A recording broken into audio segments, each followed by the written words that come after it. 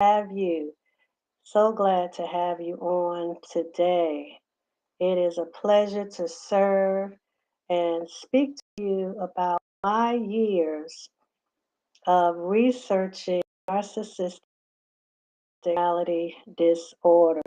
Narcissistic personality disorder.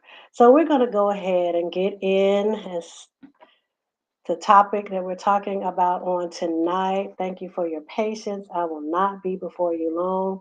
As I was saying, Sarette Pierre from Raleigh, North Carolina, I own a small boutique consulting firm where I am a healing evangelist. I am a wounded healer, okay, a restorer and repair of the breach. Okay, these are just different ways of studying the working or describing the working of an evangelist and the different mantles and how we're marked, how we're wired, the things that we're passionate about that we do and have done effortlessly. That's a part of our giftings and callings, even many times being multifaceted or multi hyphenated. So I'm a prophetic evangelist. And so, in that, I've always been one that had, a voice of reason and fought for the underdog, very impartial, very unbiased and non-judgmental. My perspective has always been the glass half full, the way in which I see people, and this is a prayer of mine as a imitator and representative of Jesus Christ as um, I am one with Father. It is important to me that I am more and more like Christ every day. And so, in doing so, I am a voice to the voiceless, if you will. Okay. Having been an abuse survivor myself, I know firsthand some of the things that various types of abusers, and please don't get me wrong, the perpetrator and the victim or the survivor, God willing, everybody is a one who needs healing, right? The perpetrator has heart wounds that we talked about, maybe from their mom or dad. They've dealt with rejection and abandonment. And sometimes, if you hadn't already, if you're on the other end of the abuser's, um, if you're under their finger, if you are at their hand or experiencing maybe for the first time some of the emotional, physical, psychological, mental, and even spiritual and financial abuse, sometimes, not all the times, you too have also dealt with some level of abandonment and rejection that came from usually childhood trauma. And so, because I like to integrate the Christian spiritual outlook, perspective, the freedom that comes in Christ Jesus and his healing works that are outlined in the Bible, I love to integrate that with the mental.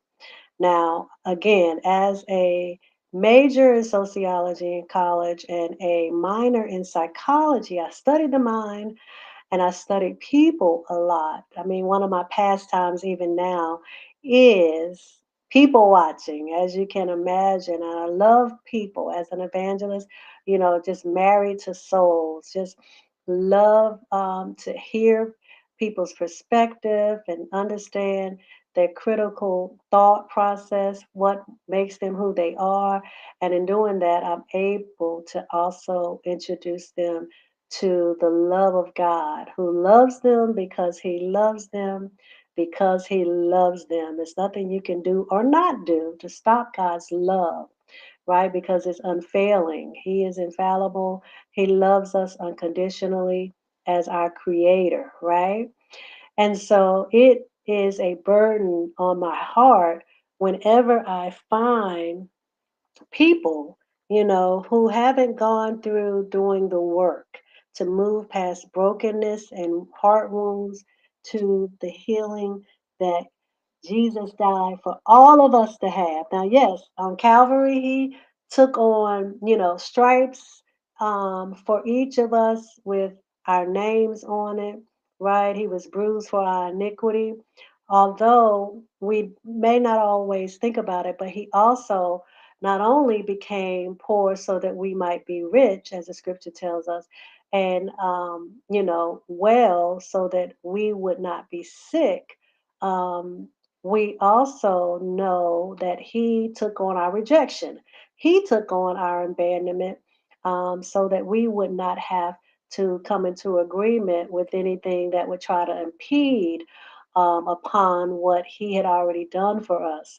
And so I love over at Surrett Pierre Enterprises, whether I'm preaching, teaching, coaching, and or just consulting in any area of the content, as a content creator. I always say that I'm a part of the creator. I'm not as much as a consumer in the consumer economy, but I am a part of the creator economy. So, any type of video content as a food blogger, known as the mega foodie, or any type of just regular content, creating that I do, I always try to point to God. Looking forward to starting a podcast and a blog. I already have the video log known as a vlog, as I said, about the food. But I'm an all around orator, again, a public speaker, a healing evangelist that is a repairer of the breach. I'm a writer and an actor. I took 5 years off from acting, and this is the end of that 5 year hiatus. So I'm looking forward to that. I had someone inbox me today about a movie I was in. You can go and see it on Amazon. Boys. So someone had said they had seen it today. And so that was encouraging because I know that it's time for me to get back in the acting world, wanting to focus more on voiceovers and commercial acting, audible and things of that nature. And so pray for me, and I'm going to pray for you whether you pray for me. So I'm really funny about not saying Christianese, pray for me as I pray for you. I'm going to pray for you regardless, okay? And so, in this discussion, as we have been talking about narcissistic personality disorder, now the ninth episode, we left off last time, we talked about the things that narcissists say to keep you around, things narcissists say to give them away. And I got this particular article from Kristen Milstead. Kristen Milstead. And what I like to do, just in case you're first time and you're not quite sure what a narcissist is. And we always remind you here not to, make reference to any behavior, whether you are, made well aware of a person has actually been diagnosed as a narcissist or not. Don't call them, as we've seen the trend or people more than ever have talking about people gaslighting them or acting narcissistic. you know we don't want to say those types of things about people because it's insensitive. Number one, if you had any type of ailment, if you will, whether it's physical health, emotional health, or mental health, you would want to be called by your name. You would not want to be called by that particular diagnosis or prognosis of what the medical community has spoken over your life. So we believe that we should not be ones to categorize, if you will, or describe someone, whether founded or unfounded, by what the in this instance the medical or mental health profession has deemed them as having or being, in this instance, someone with a personality disorder. So when it comes to NPD, I want to give you an idea. It's a mental health condition, narcissistic personality disorder, in which people have an unreasonably high sense of their own importance. They need and seek too much attention and want people to admire them. People with this disorder may lack the ability to understand or care about the feelings of others. So we're talking about an extreme inflated view of oneself. So they lack empathy, they're very inconsiderate. We're talking about all the time, okay? We're not talking about your friend or in-law or cousin or someone who, every now and then they choose their self over everybody else and the things they do are at others' expense. Where the difference where NPD is that's all the time, right? It's always at everybody's expense. They don't have boundaries. So because of that, they treat everybody outside of themselves in one way, in one category. And in their mind, it's not them, so it's y'all. It's you guys, as they say up north. And it's saying that I am so self absorbed and so self obsessed about my own needs, wants, and desires, and how I can get you to serve me at all costs that later for you, okay? Later for your emotions, your feelings, later for anything concerning you because it's about me at all times in all things, okay? And so when you think about the fact that, you know, need for admiration and they have a diminished ability or unwillingness to empathize with others' feelings and interpersonally are ones exploitative behavior can behave in ways that hurt themselves or others. Okay?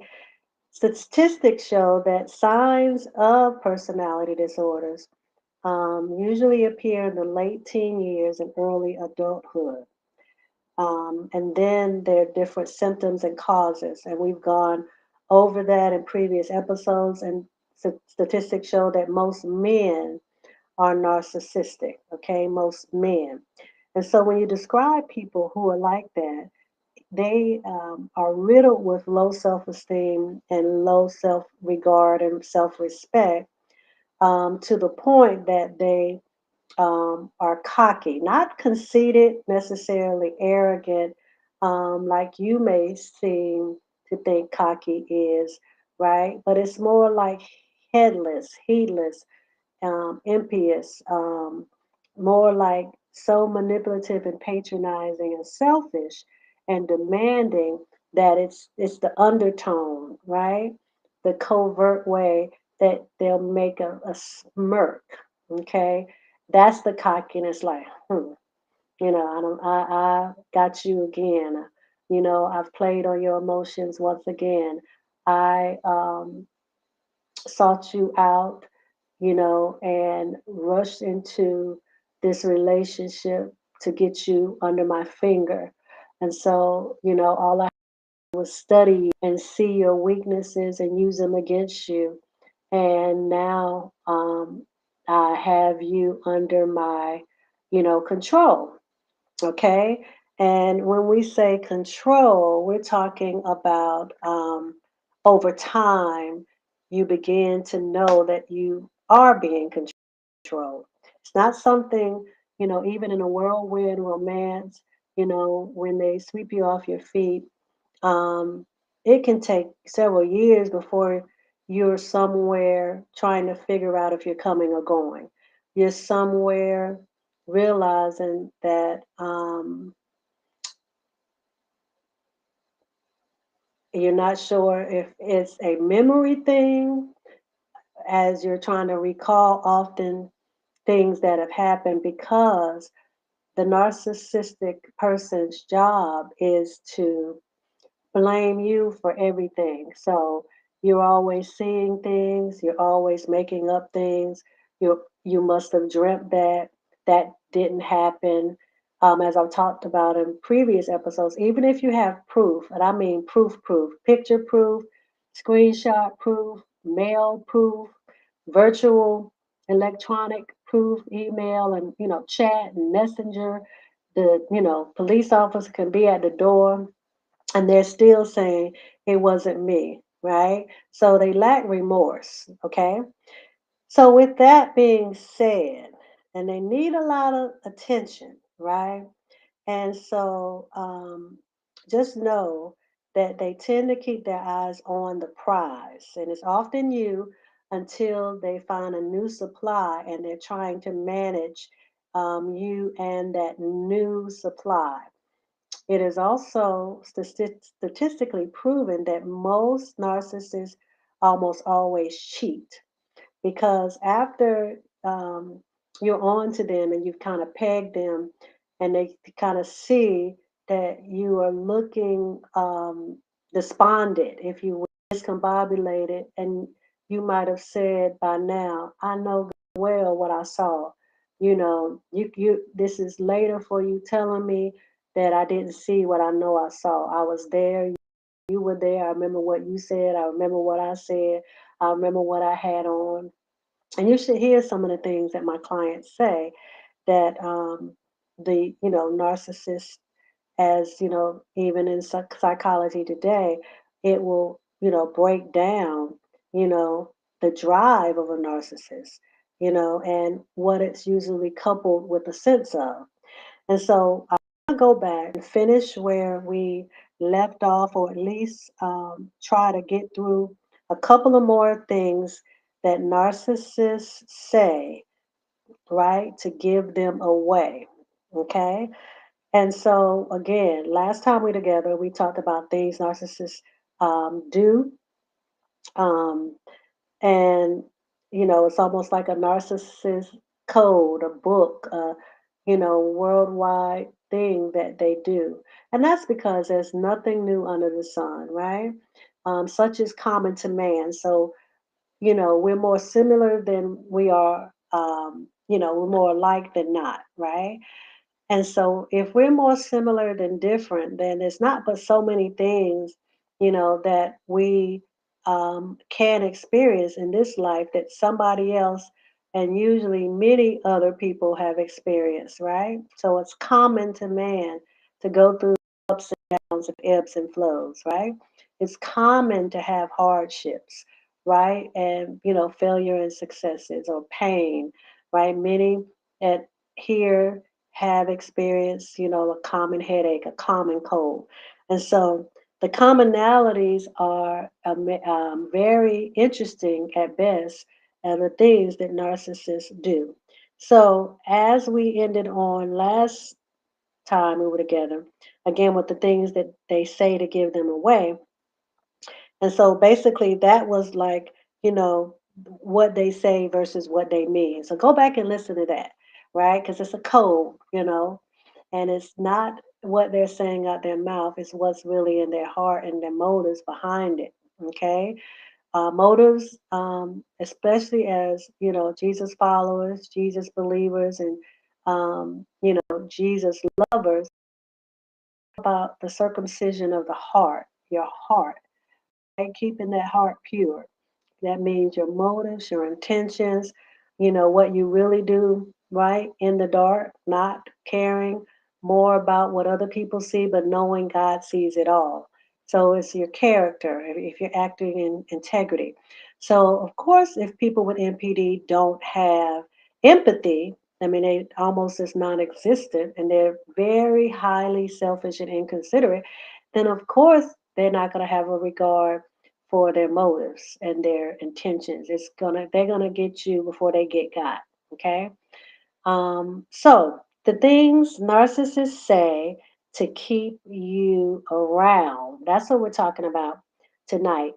Things, or this morning, things narcissists say to keep you around. These phrases may seem so emotional and romantic at first. After a while, however, they may begin to seem mechanical, okay? And this is in reference to a book called Can a Narcissist Love? It's Complicated, okay? Can a Narcissist Love? It's Complicated. So, the things they'll say to keep you around. Tell me what I can do to show you how much I love you, okay? What that means is tell me how I can make you fall in love with me so then you'll do whatever I want you to do. Okay. I'm going to skip to another portion because it just dawned on me that that one I just said we did last time.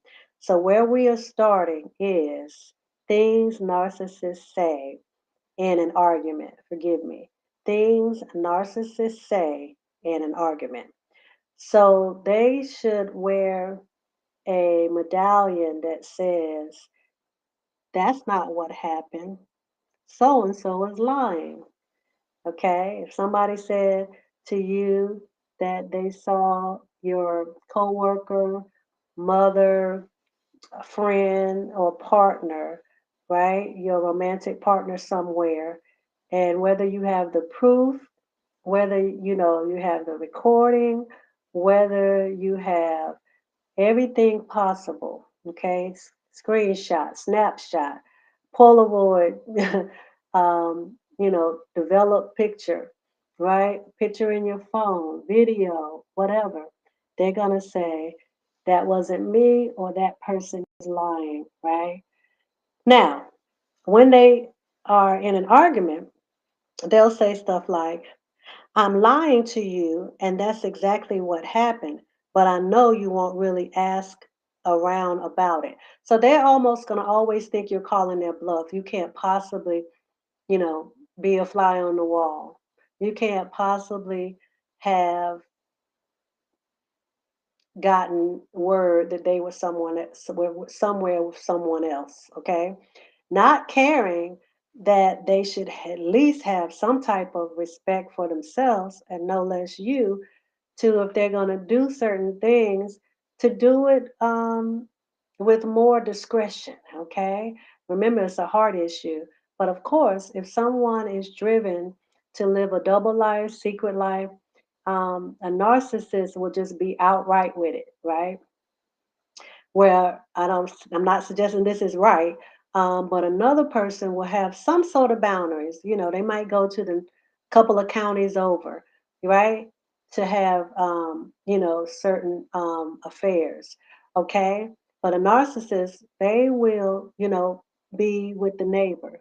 Okay, and dare you to tell them that you see a trail in the grass, for example. I remember a client telling me a story, and and you wonder why, your neighbor is acting in this way or the other, or why that person, keeps coming over here for eggs or flowers and can never look you in the face, whatever it is. Okay, so again, they're always saying that's not what happened. You're imagining things. You must have dreamt that. Are you sure you are talking about me? You can't be. Okay. You are making that up. You accusing me. I'm tired of you, you know, acting crazy. And they'll start, putting fillers out by trying to get people to think you're crazy. Okay, that's the other game they play. They'll, in their twisted mind, and when I say twisted, what I'm saying is if one who's diagnosed with NPD, and most are not diagnosed, they have to decide to do the work with a therapist, right? Because their type of trauma has governed itself in such a way that they don't see anything wrong with how they think. So it's a perverted way of self and a perverted way of thinking. And when I say perverted, we're talking more about misappropriated or um, the reality of it is a liken to something other than realistically or being logical. Okay. And so in their mind and how they receive information and break down information needs to be helped to move along in the right way towards healing. So remember, they're always thinking and saying to you that didn't happen. It didn't happen the way you said it happened. It didn't happen at all. It's never happened. You've always made stuff up. You're losing it. You need glasses. Something is wrong with you. Do you hear yourself? Do you hear how you sound? Can you believe you even came up with that? You're the one that needs help. You're the one that needs to go see a therapist. Okay, that's after promising you 1,028 times that they're going to go see a therapist themselves. Okay. So they'll say things like, if you do, right, I'll create a huge distraction by blowing up. This is what they do, not what they say. This is their plot or their plan, right? This is winning an argument, things they'll say back to you, right? When you are the one that knows what you're dealing with, maybe not having figured it out, but you brought things to their attention, whether it is not being a compulsive liar, um, being taking ownership, taking accountability for anything at any point about, smallest things. I think the first episode I talked about narcissists want to be treated like kings and queens, but yet they have the accountability of a toddler. So it's beyond never owning up to something. It's deeper in that it's more than even always having an excuse, okay? More than always having an answer for everything or answering a question with a question or never admitting to wrongdoing. It's deeper than blame shifting. It's more a liken to they seem so, their ego makes them think that they are making so much sense and that they are so believable but that you will never be able to see their lies. So they're so full of themselves and they have practiced for so long their mannerisms, their expressions, and everything in between that you couldn't possibly, I don't care if you're perfect, you couldn't possibly be able to prove or decipher anything other than what they're saying to you. Okay? Through crocodile tears, never apologizing in those tears, just making sure you don't leave and asking you, can't we work it out and can't you stay? Why does this have to be the end of our relationship?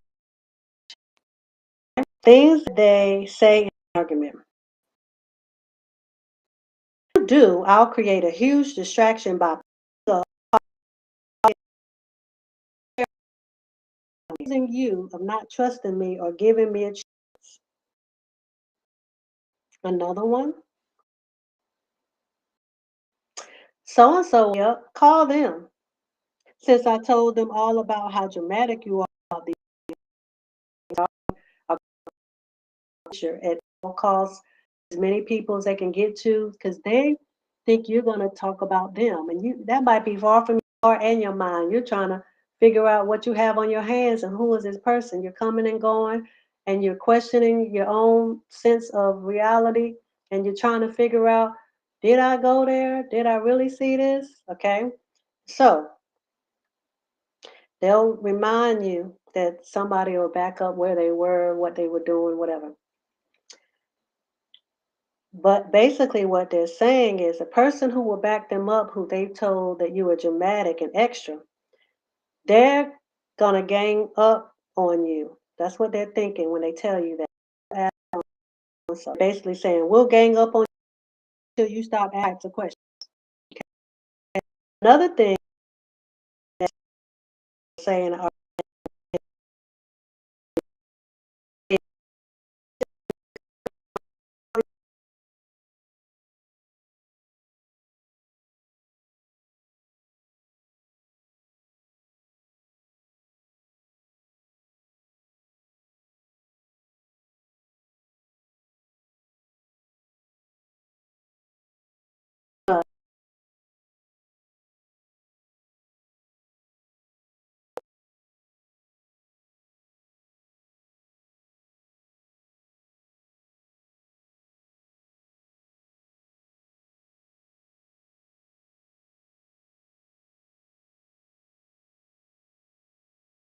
acting in a way where a toddler, when they say na na na Buddha, ah,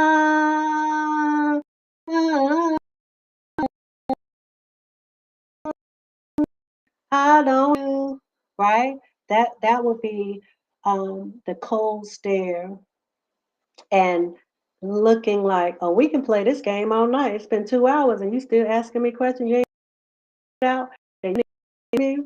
You haven't figured out that I care nothing about your very existence. I don't care what we have together, what we've achieved together, what property, what investments, nothing, right? It's really all about me. So we can just do this all night. I'm gonna keep looking straight ahead until you fall asleep. I am not answering no question. That's stonewalling. Okay. So when they say things like, if you persist it, I'll break up with you or give you the sack back, you'll be desperate to sweep my life. You'll be desperate to sweep my lie and what I lied about under the rug. So they're like, I'll wait you out until you get tired. And rather than remorse and admitting my wrong with, you know, some sort of care about having hurt you, um, I'll make you forget that you even had a suspicion or proof, okay, about me. Okay. When they argument of thinking or you said to them, something in their response, these categories, okay, you always think you're right. You know everything. Now they're fighting never to ever be wrong, right? Because they never admit to ever wronging you and never admit to accountability or ownership. So who's the superiority complex, right? Who's the one who have it all together? You know, they know everything. Is it you or them? Okay. Anybody who doesn't take an accountability or ownership, there's no room for being apologetic. There's no, you know, reason, forgive me or I you or let's, draw a line in the sand of that. Okay. So there are things sarcasm. Remember I said that's what I mean by cocky. It's like you again. You know what I mean? You know, it's almost like a Lifetime movie. Killer, he off the next,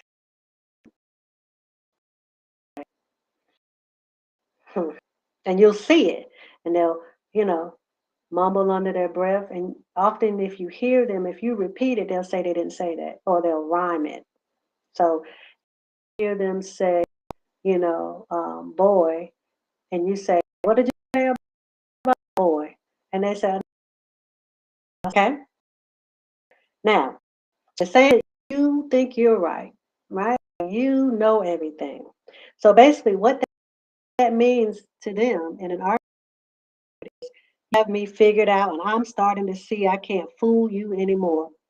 I must quickly create more doubts because I have no intention on owning up to what I did or resolving any of this in a healthy manner.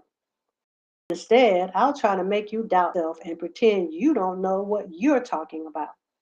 Okay? Then they'll flip it, right, in an argument, and they'll say to you, I know what you've been doing. So that means I'm doing something that you would think is highly inappropriate with other men or women. Therefore, I'm going to project it on you. How many people know about projection? How many people don't know? Yeah, okay. I'm going to project it on you. You must be doing something inappropriate too. So that's how they'll make everything, try to make it so that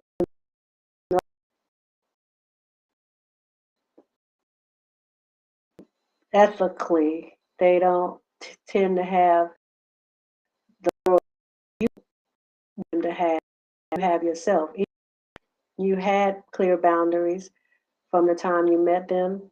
They may for a while kept those boundaries, and did not overstep your non-negotiables. But by now, all bets are off. So they're doing at your expense. So they say, I know what you've been doing. They're basically saying, also, I don't want you to get suspicious, so we must keep the focus on talking about you so you don't have time to stop and think about what I might be doing. Okay. And guys, this is not in anywhere near like street game, and hustle mentality. Um, anything like this is so different, and you would have to be in a situation to know. It's not I'm a lie until I see the proof. Okay, it's lying all the way to the magistrate, to the courthouse, to the arraignment, to the sentencing, jury, and the judge, and it is inevitable that that person is lying, and they'll still say it wasn't me. Okay, you know how sometimes it comes to me something like, did you do someone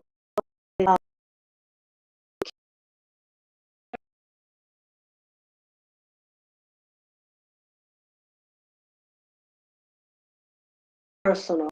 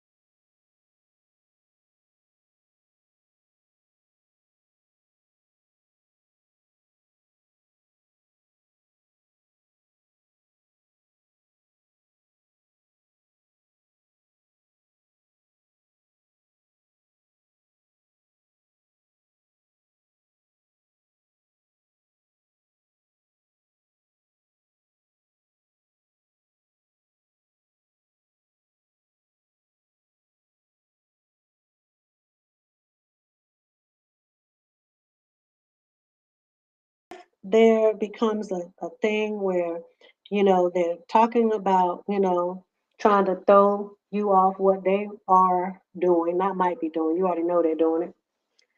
They just never gonna admit to it. So they'll start saying things like, "You don't care about me. You're selfish. You're crazy. You're abusive. Jealous. You don't care about me. It's all about them. Me, an inflated self-image." Okay. So what they're saying about all the bad things I did, and you ask too many questions. You check up on me, you lose your temper when I provoke you, you cry too much, etc. All things that don't make me feel adored by you anymore. Okay? Now they're the purpose immediately on you, and they're looking at you, how puff me up and put me on a pedestal. Kind of, so any rejection or abandonment they've had, they lack that, right? That void, and they want you to feel it. It's not an exchange, not to feel that, right? But they protect your heart and self-preservation, steroids. They don't care about you getting what you need. They care about playing a role in giving you semblance of what you need. Okay, a little bit, um, or focus on one area and stay there. They'll pay all the bills, right? And they might pivot, do this and that, right? Self shame. Not to say you don't care about them. Saying you, you, so now you are concerned for yourself and your emotions, and now you want to have new boundaries. So you know, all eyes are not on me anymore. Okay. Even though they're in like 17 other relationships and one is with the neighbor. Okay. Now, they'll say things and like that, but what they mean, you crazy and possessive, and you might not have not anything, a jealous streak nowhere in you. You might be whole, at least you were before you got into this relationship with this boss who calls you out in staff meetings and, all the different narcissistic things that says one way, one thing, does another, makes you feel like you lost it, makes you feel like, um, what's going on, and often not sure if you're coming and going, no matter if it's a parent or you're the narcissistic child. What they'll say is, and what they're, you know, calling you is really who they are. And so what they're saying versus what they're versus what the relationship is apart because you won't just be happy and let me do whatever I want to do. Okay. So say an argument, and what they really mean is you relationship too. Basically, what that is saying, I hadn't found out about everything I did, or if you would have just let it all go and let me have a free pass, everything would be perfect. So you ruin the relationship because you are not going to stay for this honor and being discredited or being any other thing. Okay. So they'll go on to, but since you keep talking about your thoughts and feelings and getting upset when I stonewall you, I'm no more at fault than you are. Okay? Now, what sense is that? Another thing that they'll say in an argument versus what they really mean is, you were never there for me. Okay?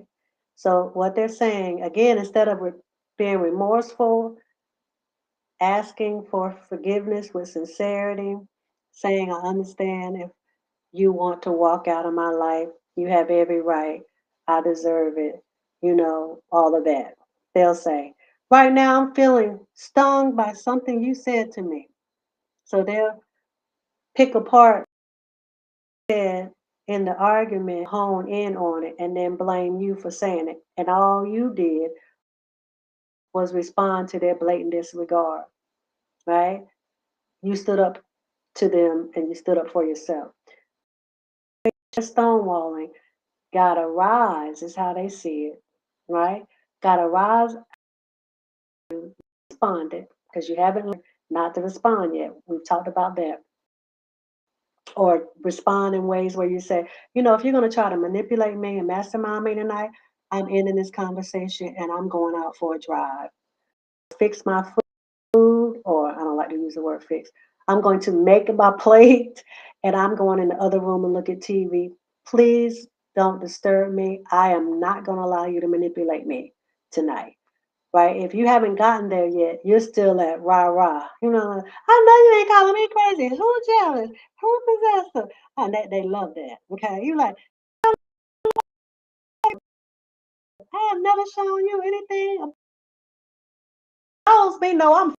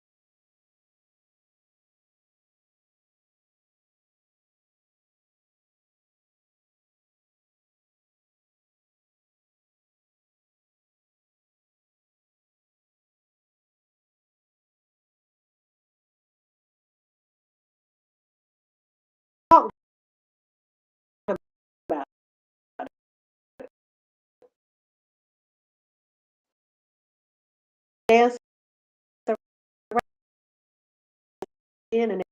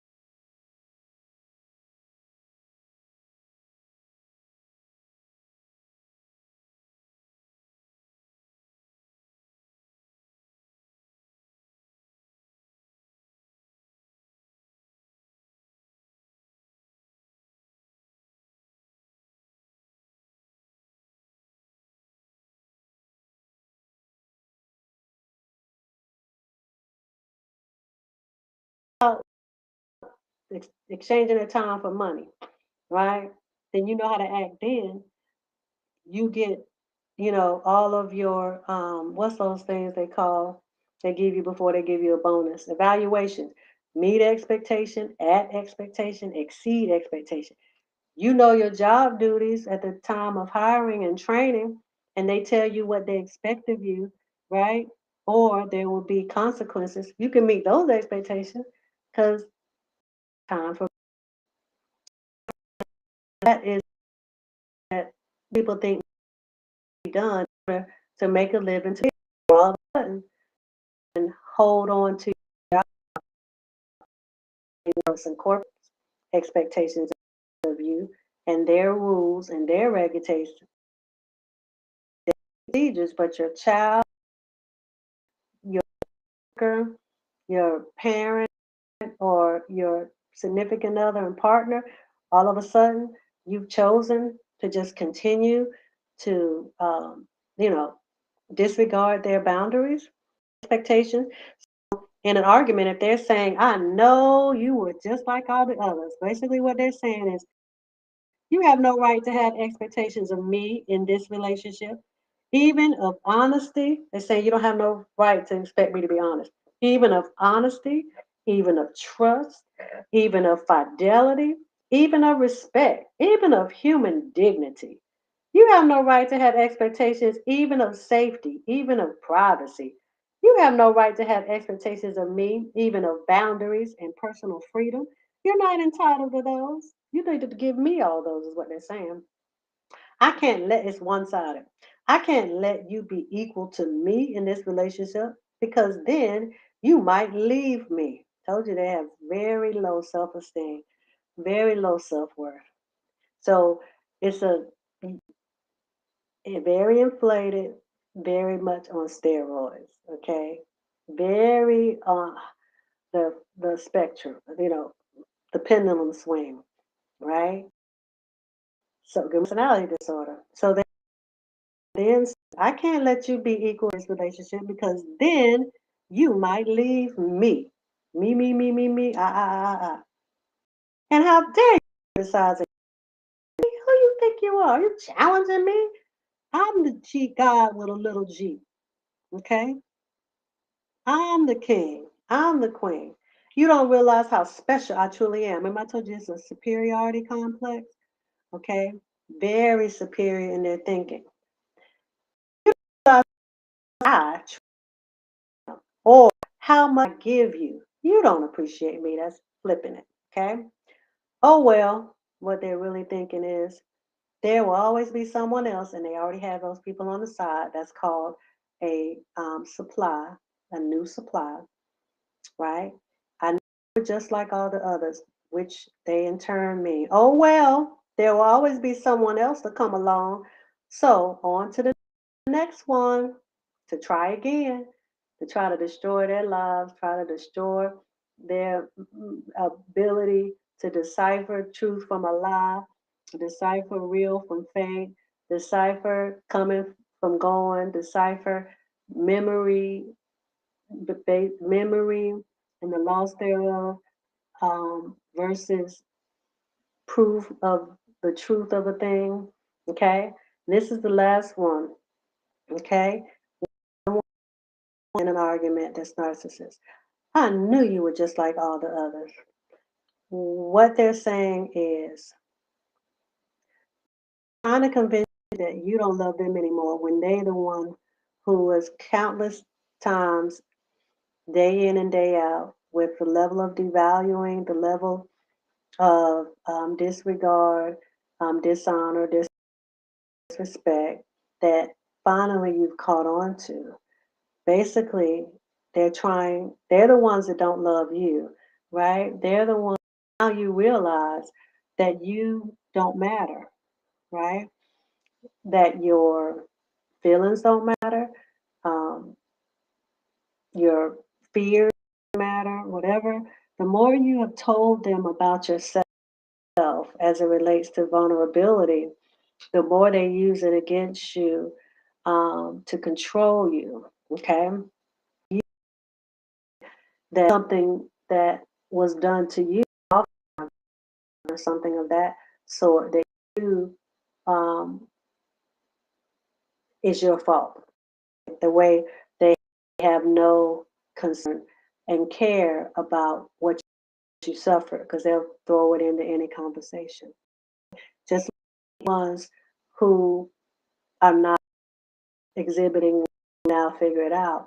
How are they going to say that you don't love them except in a narcissistic view of how they regard themselves as having an of their own importance.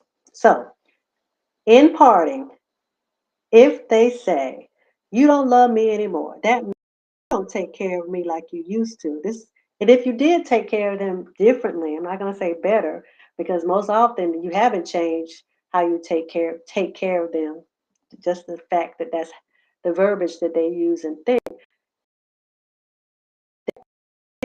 onto them. But probably too much by people card, right? So if you see what the characters, are going through different plot twists, the suspension of it all. So you know how we'll see, as I'm a big true crime or crime TV type person, and you know how you'll see the person, they're like, I know I went in there last night and got that out of the room. So why is it in here? Because they live alone, and who would have moved that particular item that's now at their nightstand? You understand? So they instead of you saying Holy Spirit's out or calling a third party, right? To run these things too, which we in this field, and again, I'm not a psychologist, psychiatrist. I know what I've learned from my clients, as a certified personal life coach and a certified cleansing specialist practitioner, and other things that I've done and learning research. I do that they, will make it about you to the point that you'll start second guessing. Okay, so our natures are such, human nature is so much, especially if you've been with this person for a while, you worked at that establishment for a while, you'll start asking them like, okay, help me understand. If I again on yesterday when we talked, you said this particular thing, and you're saying something different, I'm confused. Is it you or is it me? Of course, that what, even though you are studying it and you ascertain that no, it's them, right? And wrong thing to do. You do better gathering all the evidence and finding a sin or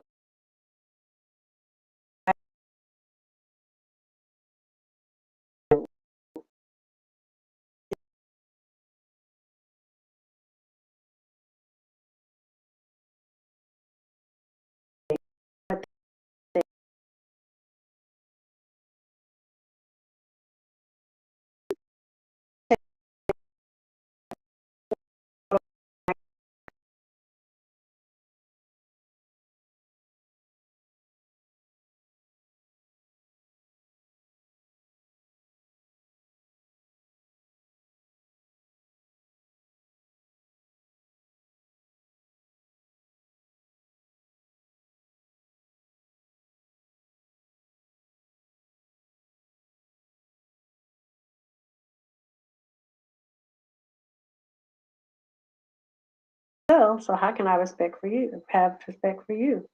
Duh. So they're basically thinking when they say you don't love me anymore, what they really mean is you don't take care of me like you used to. You don't let me take it you like you used to. Work, meaning the lines they gave you. They're not working on you anymore, is what they're saying. You're on to me.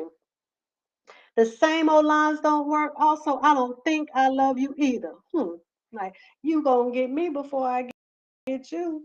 You know, you won't get me. I'll get you first. So that's when they'll flip and make you the culprit, make you the bad guy. It is cat and mouse at its finest. It's bad cop, good cop, and finest is not a good word because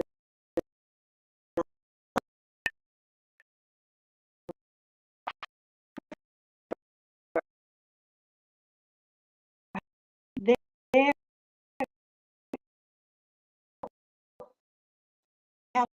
one. Don't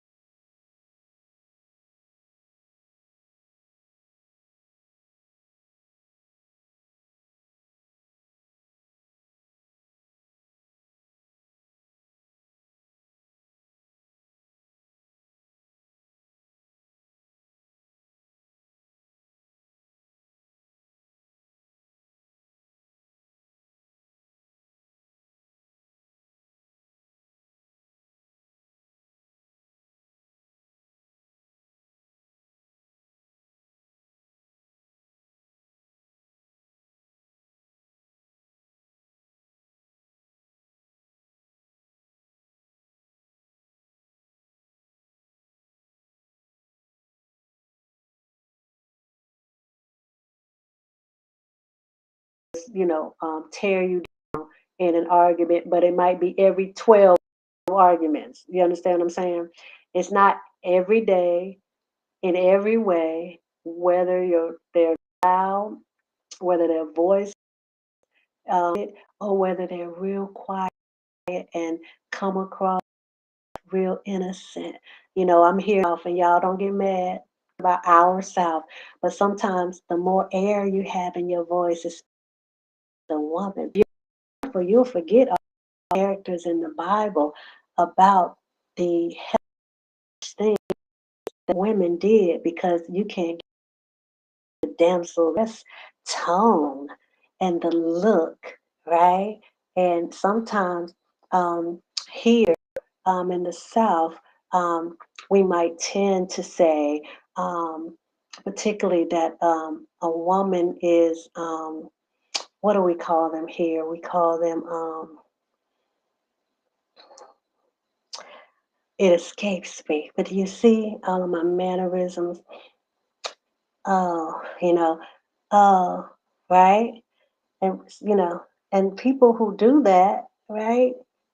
They might even realize they're doing that, because if they can keep you engaged in how they sound, not who they are, not the intention and motivations of their heart, but how they pretend to be, all of this, all of that, right? And what do we call, particularly women in the South? Y'all know that word. It has me. Anybody know? It is very popular. I might in the comments when I think about it, but y'all know, um, women are notorious for this specific thing, but you drift, right? So check your mother,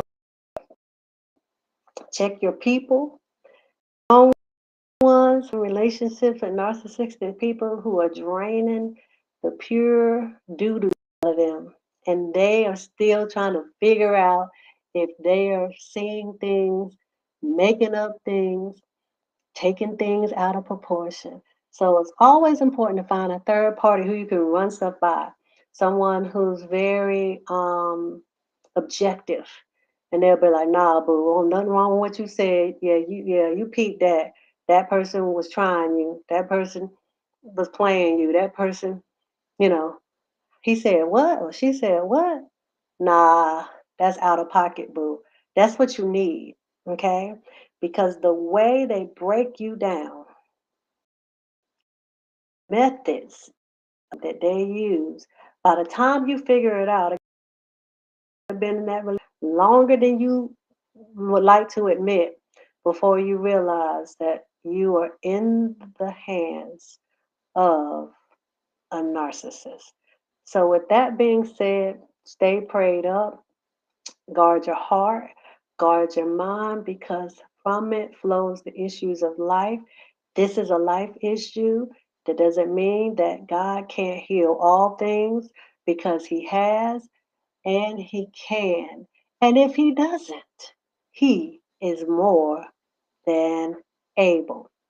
This is Surette Pierre at 2 o'clock a.m. in the morning, signing off. Thanking you all for staying on. Please share this.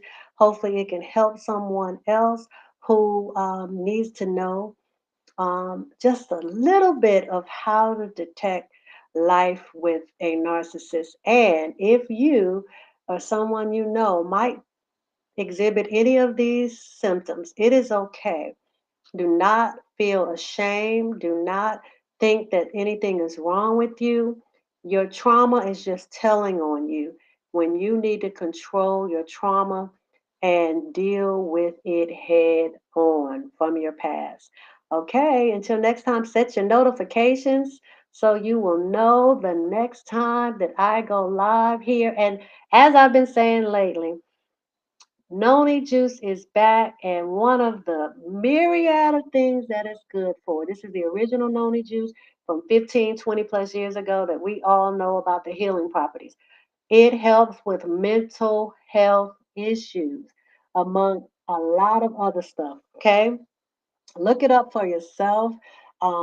There's so many different things that Noni does for our bodies, okay? And so thank you so much for tuning in.